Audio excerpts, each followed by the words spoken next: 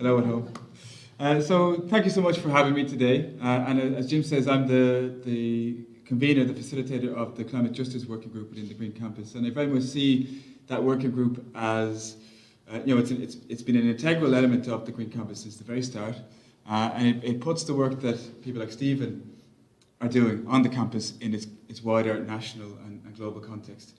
And when Jim invited me to speak today, I was really, the first thing that came to mind was this topic, and I really wanted to use this space to raise awareness of this issue and speak with and on behalf of communities that are impacted by the looming Irish mining boom, which is maybe not something that many of us are very familiar with. And I have to admit, when I was putting together this presentation for Green Day, I couldn't help myself in thinking about puns related to the American pop-punk trio of the same name. And I'll resist making puns through the presentation, but I will say at the outset that for communities that are facing this mining boom, it really is a boulevard of broken dreams. And so I want you to imagine what life might be like for these communities and put yourself in the shoes of the community of Magheracloone in County Monaghan, who woke up one day in September 2018 to their GAA pitch broken in half by a giant sinkhole, and it affected both the GAA pitch and facilities and also the adjoining community centre.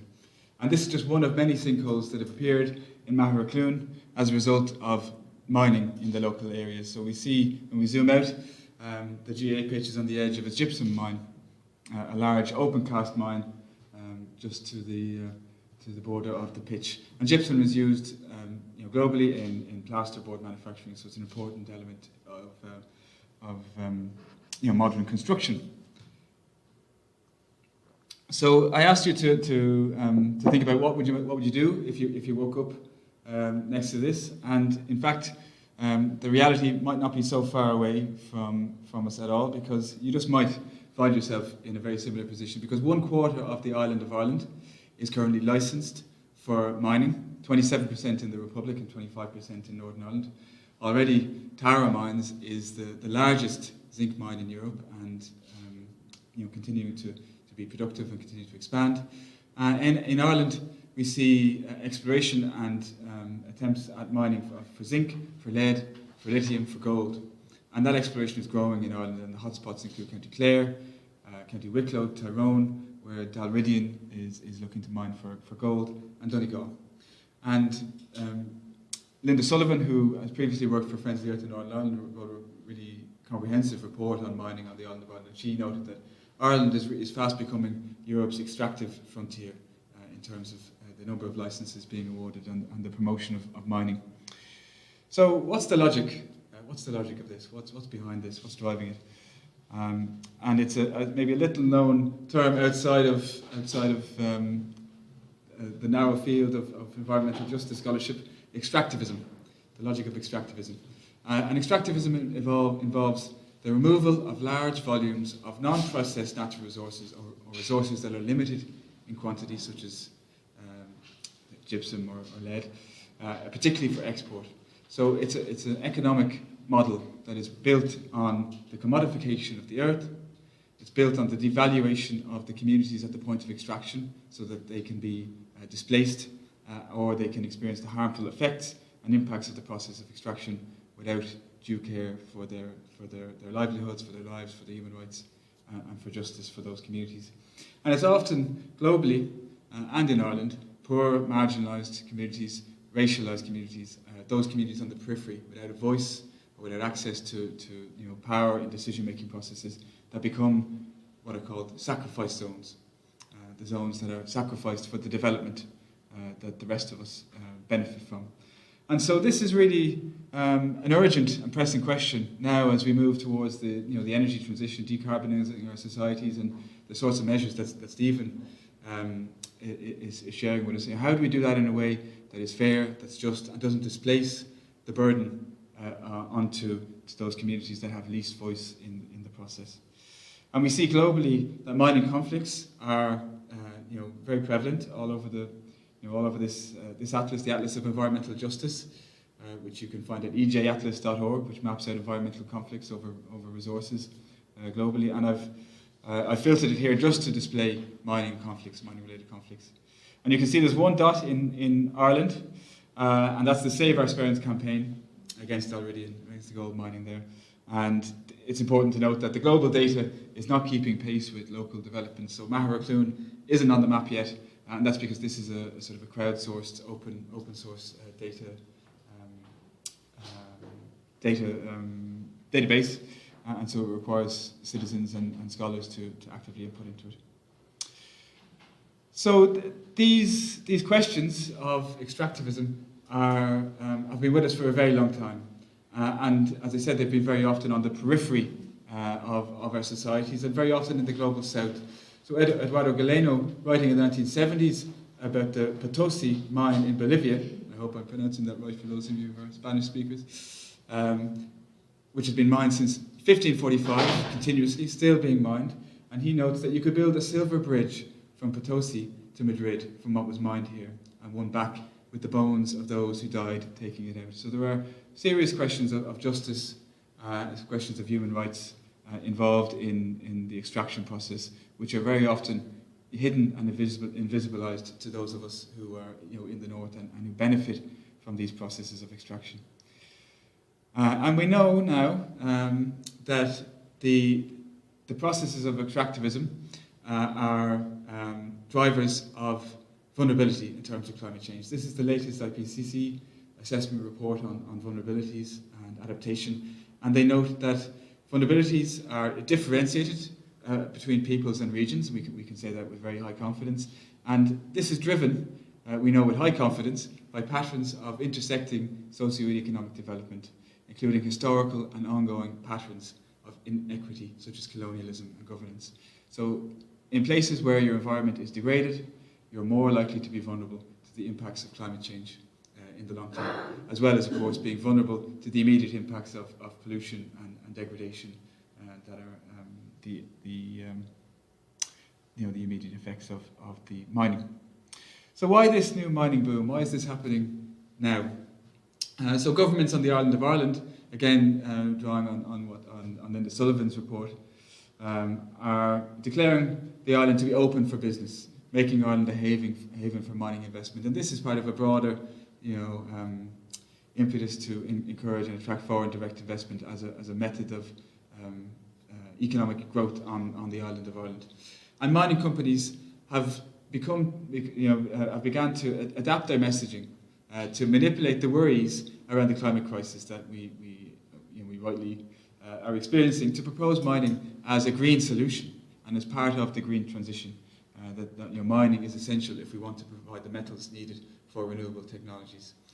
And finally, we can note that global extraction, if it continues at pace, and if governments continue to promote it as part of the transition in the kind of business as usual approach, we can expect it to double between now and 2060. So it's a serious question for us all to address, particularly those of us who are concerned with promoting the transition to renewables. How do we do this in a way that is equitable and fair and doesn't displace the risk onto those most vulnerable? And so what are the communities calling for? Because I think that's where we need to begin, listening to the people who are most impacted and most affected, and taking a lead from them and standing in solidarity. And so they're calling for a number of things. Firstly, to strengthen democracy, that we need to have what's known as free, prior and informed consent, that communities need to have the right to say no to projects. They need to be informed at the outset about the impacts, and there needs to be a deliberative and a democratic process around the decision-making and the planning processes. We need to strengthen our strategic environmental and social impact assessment processes.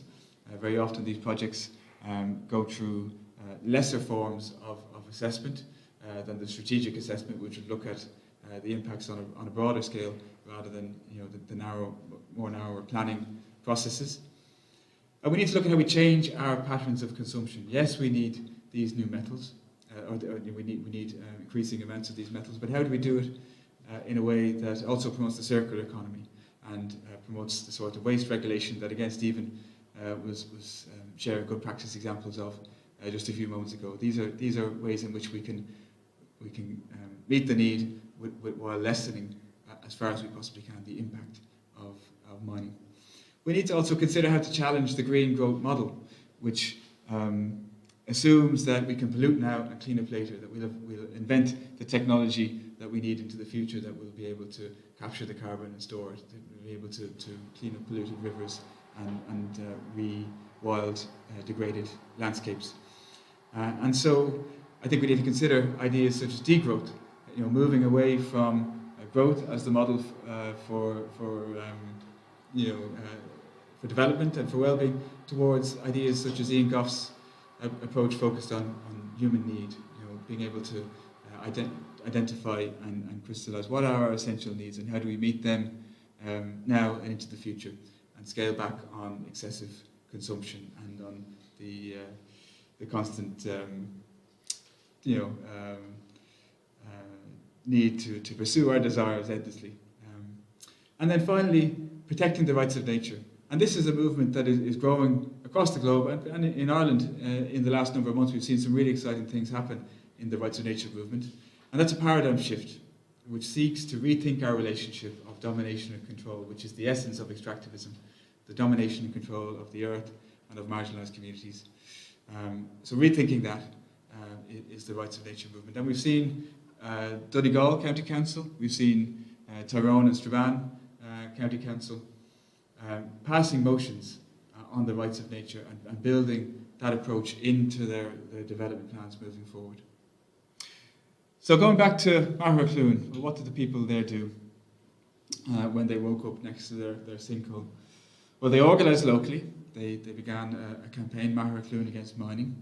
They networked with other impacted communities through a new network known as CAME, the Communities Against Mining Network. And CAME is an Irish word meaning protective circle.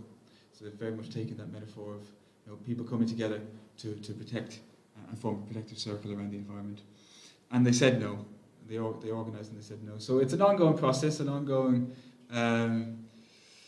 struggle for the community of Mahrachloon, but they've received some media attention, most recently in RTE, which covered a local protest. And so, I wanted to really raise awareness of their plight and encourage all of us here to be aware of the issues facing communities at the point of extraction of the resources that we ourselves are benefiting from.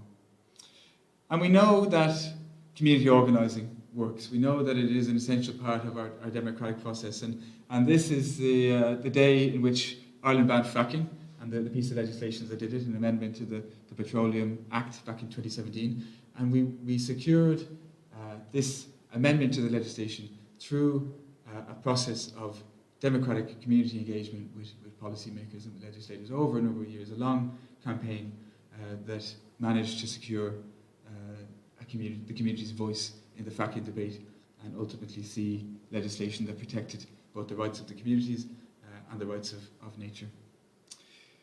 So moving forward, and finally, if you want to learn more, find out more about these issues, I'd want to point you to a couple of things. One, on the it's the left-hand side for everybody, is it? No? Yeah. The left-hand side is the War on Want and London Mining Network report. A just justice transition is a post-extractive transition, and this report looks at the question of how do we move towards a decarbonised society in a way that doesn't exacerbate the impacts of mining in the global south particularly, but also in the global north. In the middle there we've got a couple of Twitter accounts, the CAME network, which I mentioned, and the Yes to Life, No to Mining global network, which are very active at a global scale in articulating the concerns of local communities and bringing them to global policy making spaces.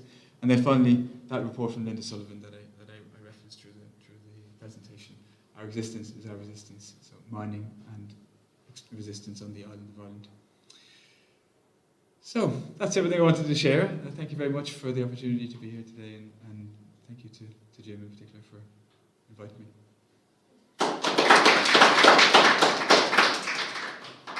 Thank you. So, have you any questions? Can anything be done to repair the sinkholes, or is that's it then? Like how deep are they? The sinkholes themselves aren't that deep. They're maybe 10, 15 feet deep, but the issue is the sort of structural integrity of the land underneath. Yeah, so I don't really know what can be done in terms of engineering to address it.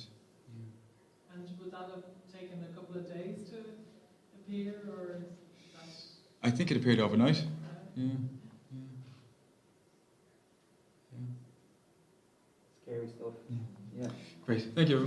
Thank you so much. Cheers.